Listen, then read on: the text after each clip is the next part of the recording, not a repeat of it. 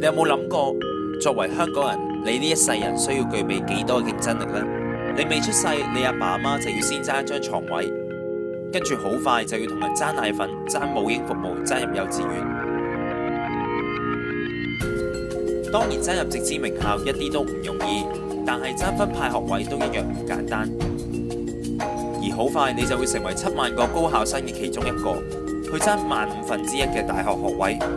到你畢業揾工，除咗金融業之外，其實仲有啲咩選擇呢？如果我哋想自己創業做老闆，又點樣面對全球最頂尖嘅租金呢？樓價又永遠升得比人工快，公屋又永遠起得比需求慢，住嘅地方就越嚟越細，越嚟越貴。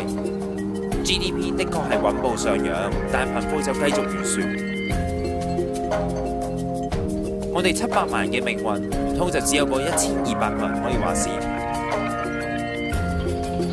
咁樣真係好唔妥。但就算我身體唔妥，醫生護士都未必得閒照顧我。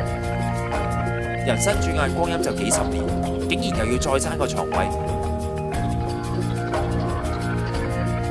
活到老，爭到死，連想安息都唔係咁容易啊！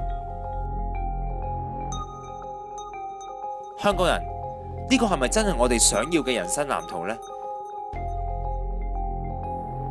特首，開工啦！